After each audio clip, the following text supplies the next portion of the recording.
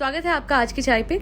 ये है पार्ट 2 इस पॉडकास्ट का, जो कि मैडम के सेल्फ ऑब्सेशन वाले इंटरव्यूज़ के रिव्यू के तहत मैंने बनाया है। सबसे पहले जाके पार्ट 1 देखिएगा, जिसका मैंने लिंक कमेंट सेक्शन में दे दिया है। उसके बाद वापस आके ये पार्ट 2 ज़रूर देखिएगा। पार्ट 1 के एंड में एक स्पेशल मैसेज आप सबके लिए है और इस पार्ट 2 के एंड में एक स्पेशल मैसेज मैडम के लिए है, तो पूरी पॉडकास्ट ज़रूर सुनिएगा। चलिए शुरू करते हैं पार्ट 2। आगे बढ़ते हुए इस कमेंट में लिखा हुआ है कि in a latest interview madam is bad mouthing her parents. इन्होंने ये भी कहा है कि मैडम का कोई हक नहीं बनता है मदरहुड के बारे में बात करने का जब उनकी कोई बेटी है। बेटी कोई है कि नहीं है ये तो नहीं मुझे पता, I am not sure about it.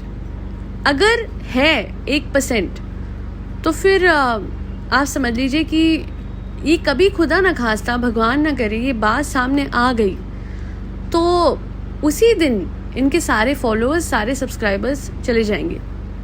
ये बात सामने इसलिए नहीं आएगी, इस बात को दबाए, अगर ऐसा कुछ है तो इस बात को 101% किसी भी कॉस्ट पे दबाया जाएगा, क्योंकि जिस दिन ऐसा हुआ उस दिन इनके सब्सक्राइबर्स कहेंगे कैसी माँ है ये, एक मैन चाइल्ड के लिए अपने चाइल्ड को छोड़ दिया। पर वो बहुत बड़ा क्लेम है और जब तक कोई कॉन्क्रीट प्रूफ नहीं आता हम ज़्यादा नहीं बोल सकते। बाकी अगर इस वजह से ये बात छुपाई हुई है जी वो बच्ची कहीं अडॉप्टेड है, तब तो मैं चाहूँगी ये सच सामने ना आए, इनके सारे सच सामने आ जाए, सारे पोल पट्टी खुल जाए।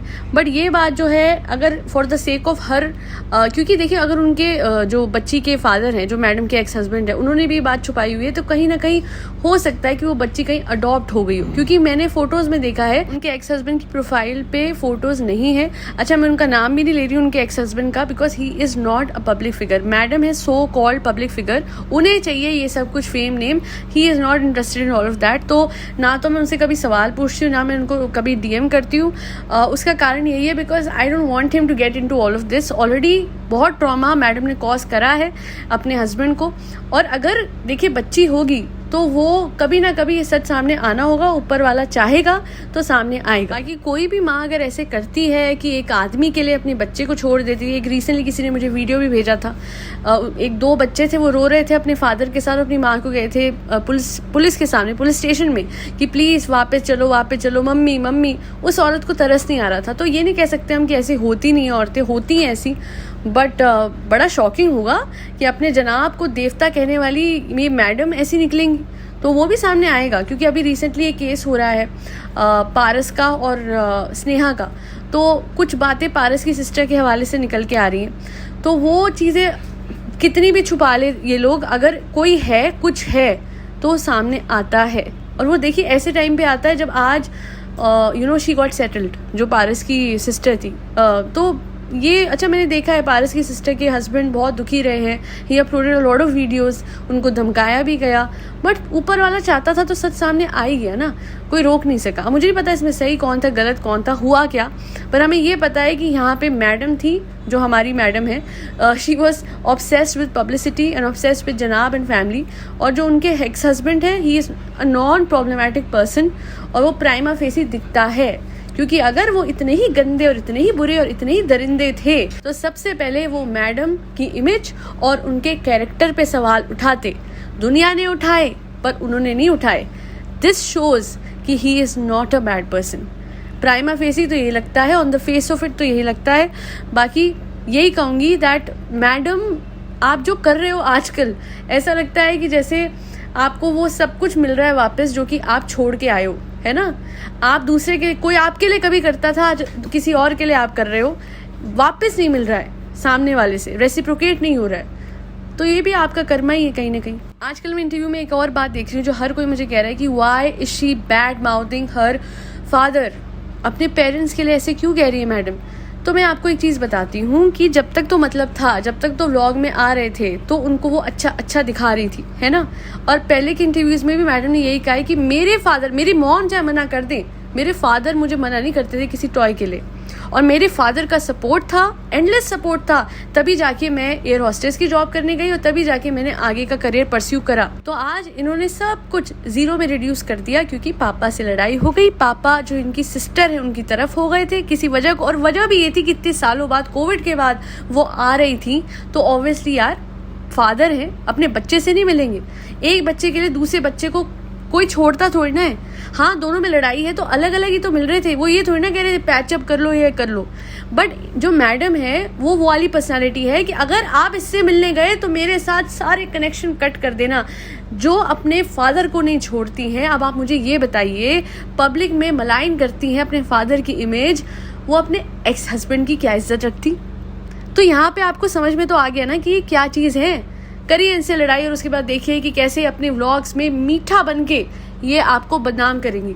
और आने वाले दिनों में आपको दिखेगा कि कैसे मैडम का तीर धीरे धीरे सबकी तरफ घूम रहा है ना, तो एक दिन जनाब एंड फैमिली भी होगी निशाने में, उसमें क्या है। और मैं इसलिए नहीं कह रही बिकॉज नहीं यार मैडम बहुत बुरी है, मैडम बुरी नहीं है, पर मैडम के साथ अब क्या हो रहा है, मैडम ने जो किया था उनको सब वापस मिल रहा है। मैडम तो बहुत अच्छी है।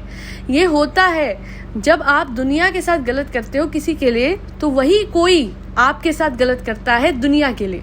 तो आज मैडम को अपना कर्मा मिलेगा, वरना कर तो वो बहुत चुकी हैं इस फैमिली के लिए, जो कि शुक्र का शब्द भी नहीं कहती मैडम को कि थैंक यू या कुछ एक्स्ट्रा कर दें, या फिर जिस बात से मैडम मना कर रही है कि बेबी शावर नहीं करा, नए कपड़े पहनने होते हैं, all of that.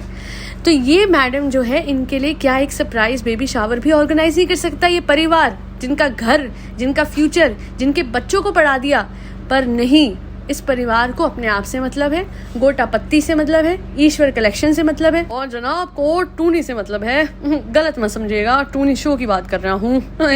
Her interview के साथ मैडम डिसअपॉइंट करती हैं, और इस वाले के साथ तो इतना करा जैसे अरे कितनी स्ट्रगल रही है। आप अच्छे खासे परिवार से थी, और अगर आपने अर्न करना शुरू किया था एक टाइम के बाद और अपने एक्सपेंसेस पे कर रही थी उस अर्निंग से, तो व्हाट्स द बिग डील।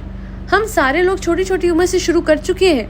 18-19 साल की उम्र से लोग अपने माँ बाप के लिए करना शुरू करते हैं, बिकॉज लोग अपनी रिस्पॉन्सिबिलिटी समझते हैं। इसमें ना हम अपने माँ बाप पे एहसान कर रहे हैं और ना ही कोई बहुत बड़ी बात कर रहे हैं। पर मैडम और जनाब तो आप सोचिए, एक ही तरीके का इंटरव्यू दे रहे हैं आजकल, हमने किया, हमने बनाया, हमने इतना, मैं इतना, हम। तो आप लोग नहीं करते अपने माँ बाप के लिए, तो कोई तीसरा इंसान करता? ऑब्वियसली। किसी ने उसे मुझे कहा तुम करती हो अपने माँ बाप के लिए इतना? तो मैंने यही कहा कि हर बच्चा करता है, उसका फर्ज है। उसके ऊपर इंटरव्यू देके उसको ब्रैग कर करके बताना कि भैया हमारे आसपास के लोग, बड़ी हंसी आ रही थी मुझे उस दिन, किसी ने बोला कि ये जो आसपास के लोगों की जनाब बात कर रहे हैं कि अपने आसपास देखता हूँ तो लोग आजकल अपने माँ बाप का ध्यान नहीं रखते।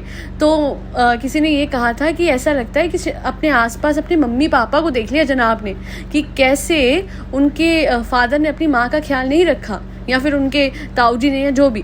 तो देखिए वो बड़े हैं, मैं उनके बारे में ज़्यादा नहीं बोलूँगी, पर ये बात तो सच है ना, जो फैक्ट्स हैं वो तो फैक्ट्स हैं, हम उनको तो डिनाई नहीं कर सकते इस बात पे। और जब कोई कहता है ना वो बड़े हैं उनके लिए, अरे बड़े हैं तो क्या करें, बड़े हैं तो बड़ी उम्र से थोड़ी ना इज्जत की जाती है। कोई बड़ा है तो उसकी इज्जत उसके लहजे, उसके व्यवहार और उसकी करनी से की जाती है। हम थोड़ी ना कंस की इज्जत कर लेते क्योंकि वो बड़ा था उम्र में किशन जी से।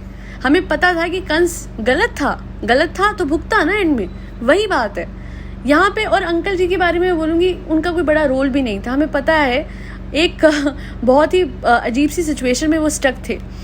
खैर उनकी जो भी वाइफ हैं वो बहुत ज़्यादा, वो भी एक पर्सनैलिटी है अलग सी, उनका भी नार्सिसिज्म अलग ही लेवल का है कि हमारे घर में बिट्टन, हमारे घर में जो भी आएगा हमारे उसका आएगा, हमारे खून से ऊपर कोई नहीं, हमारे खून से नीचे सब। तो सानू हमको इज्जत दो, हमारे परिवार को तो बेटा, और हाँ मेरी बहनों को तो, और बाकी सब गए कोटा पत्ती लेने। तो बस लास्ट में यही कहूँगी, पॉडकास्ट लंबी हो गई है तो एक बहुत इंपॉर्टेंट मैसेज के साथ एंड करती हूँ। मैडम अगर आप ये पॉडकास्ट सुन रही हैं, प्लीज़ जो भी करना है करिए, अपनी पब्लिक फिगर बचाने के लिए, अपनी वाइट वॉशिंग करने के लिए जो करना है कीजिए, बट अपने ओल्ड एज्ड फादर को इन चीज़ों में मत घसीटिए।